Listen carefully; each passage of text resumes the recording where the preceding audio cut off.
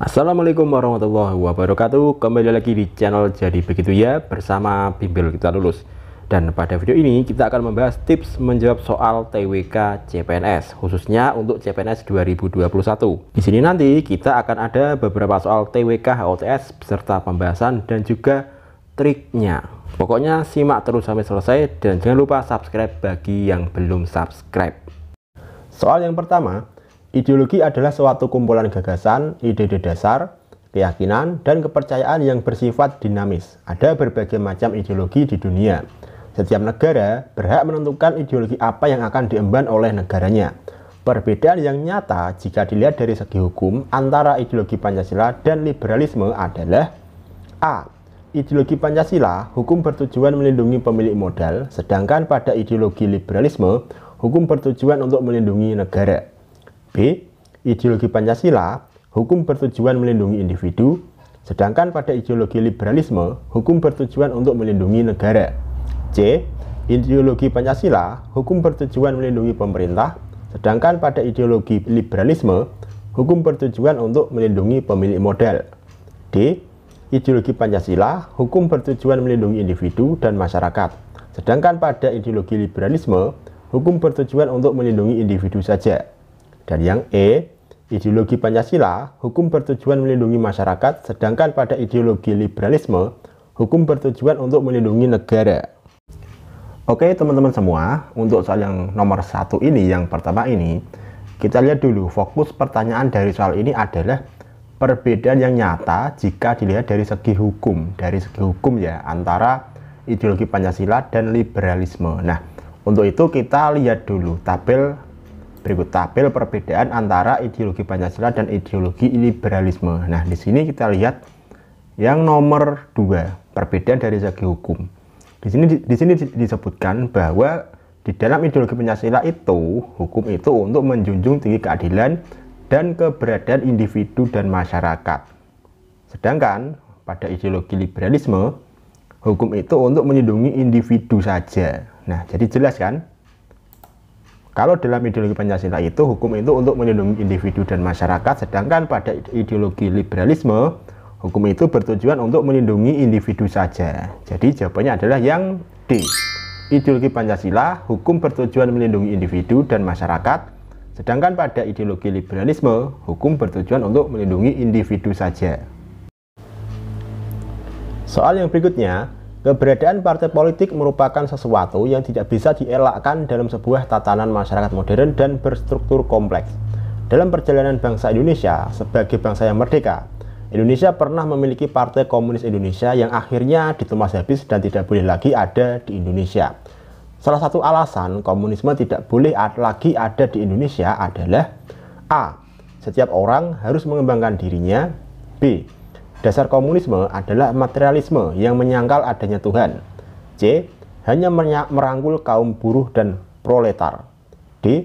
Adanya kesenjangan yang mencolok antara pemimpin partai dengan anggotanya. Dan yang E. Ideologi komunis berasal dari luar negeri.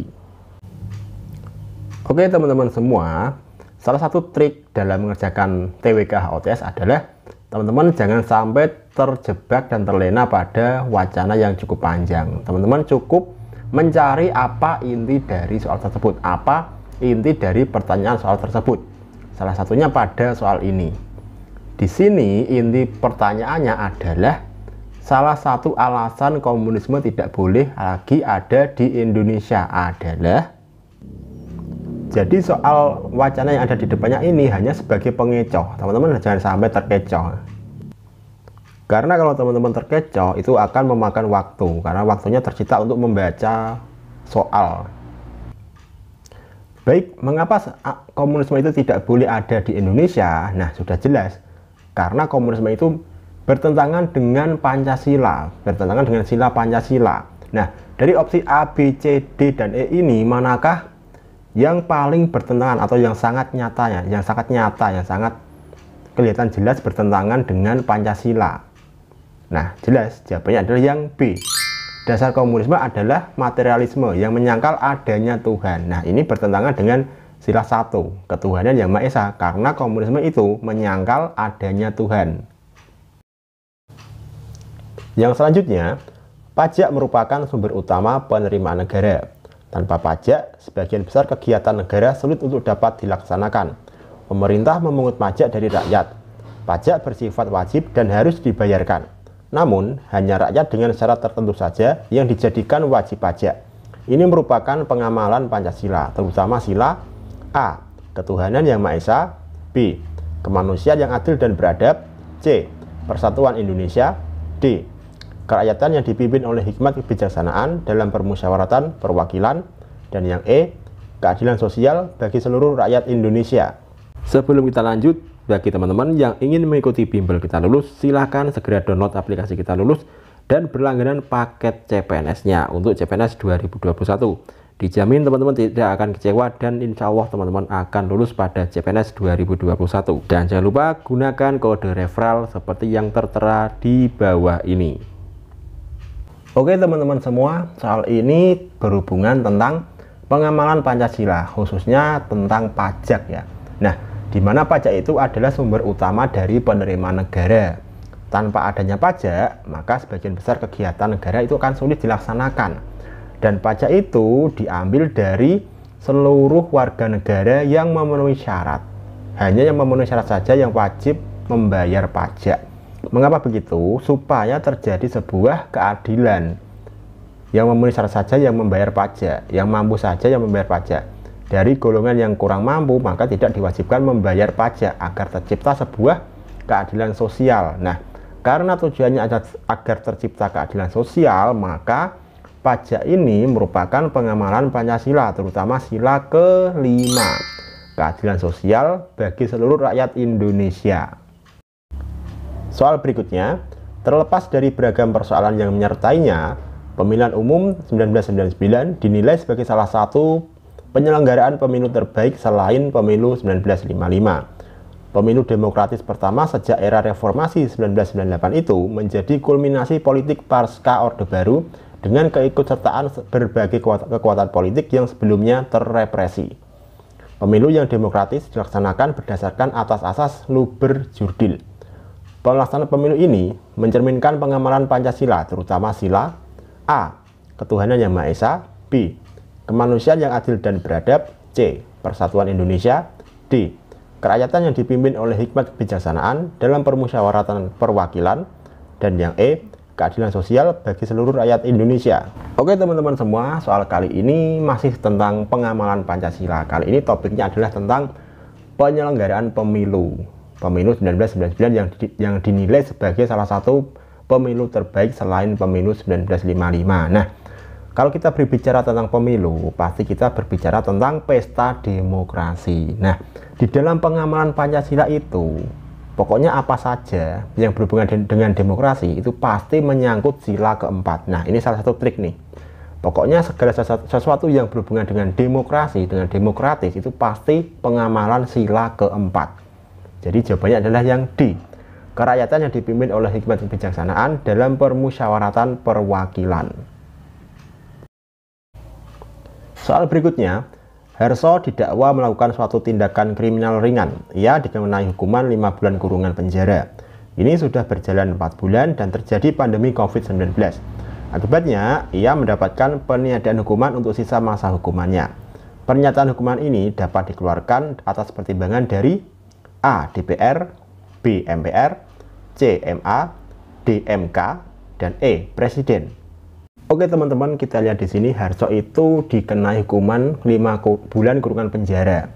Dan kini sudah berjalan 4 bulan dan terjadi pandemi. Akibatnya ia mendapat peniadaan hukuman untuk sisa masa hukumannya. Nah, pernyataan hukuman ini, peniadaan hukuman ini itu dikeluarkan atas pertimbangan dari siapa? Dari Presiden, DPR, MPR, MA, atau MK. Nah, kita lihat dulu di sini. Harso itu mendapatkan pengurangan hukuman, penghapusan hukuman untuk sisa masa kurungannya. Nah, kita lihat, grasi itu adalah pengampunan berupa perubahan, peringanan, pengurangan, atau penghapusan pelaksanaan pidana kepada terpidana yang diberikan oleh Presiden. Jadi Harso ini mendapatkan grasi karena dia mendapatkan pengampunan berupa peringanan dan juga pengurangan dari masa kurungan penjaranya. Nah, gerasi ini diberikan oleh Presiden setelah mendapat pertimbangan dari siapa? Nah, sesuai dalam pasal 14 UUD 1945 ayat 1, Presiden itu bisa memberi gerasi dan rehabilitasi dengan memperhatikan pertimbangan dari MA, Mahkamah Agung. Jadi jawabannya adalah yang C, MA. Soal yang berikutnya, undang-undang adalah peraturan perundangan yang berlaku di Indonesia di bawah UUD 1945. Sebelum menjadi UU, rancangan UU akan diusulkan oleh pemerintah kepada DPR, kemudian akan dibahas oleh anggota DPR. Jika RUU tersebut disepakati bersama oleh pihak pemerintah dan DPR, namun dalam jangka waktu 30 hari tidak disahkan oleh Presiden sejak disetujuinya RUU tersebut, maka A. RUU tidak dapat diusulkan kembali. B. RUU tersebut tidak berlaku. C. DPR segera meminta Presiden untuk segera menandatangani RUU. D. Sah menjadi UU dan harus segera diundangkan. Dan E. Diajukan kembali pada sidang MPR di tahun berikutnya. Oke teman-teman, untuk soal yang ini, inti dari soal ini adalah jika RUU tersebut disepakati bersama oleh pihak pemerintah atau Presiden dan DPR, namun dalam jangka waktu 30 hari tidak disahkan oleh Presiden sejak disetujuinya RUU tersebut, maka salah satu tips dari saya untuk soal ini, teman-teman usahakan belajar dan paham inti dari pasal UUD 1945, karena soal ini terdapat di dalam pasal 20 ayat 5 UUD 1945 yang bunyinya adalah dalam hal suatu RUU yang telah disetujui bersama oleh DPR dan Presiden tidak disahkan oleh Presiden, maka dalam waktu 30 hari sejak RUU disetujui, RUU tersebut sah, otomatis menjadi undang-undang dan wajib diundangkan. Nah, dengan teman-teman bisa memahami dan menguasai pasal tersebut, maka teman-teman akan bisa menjawab soal ini. Jadi jawabannya adalah yang D, sah menjadi undang-undang dan harus segera diundangkan. Dan kembali saya tekankan kepada teman-teman, usahakan teman-teman hafal dan paham isi dari pasal-pasal UUD 1945. Untuk apa? Untuk mengantisipasi soal model seperti ini. Ini adalah soal tentang UUD 1945 dan pertanyaannya tidak tentang pasal berapa, tetapi inti dari pasal tersebut. Kalau teman-teman bisa menguasai inti dari pasal tersebut tadi, teman-teman akan bisa menjawab soal ini dengan mudah.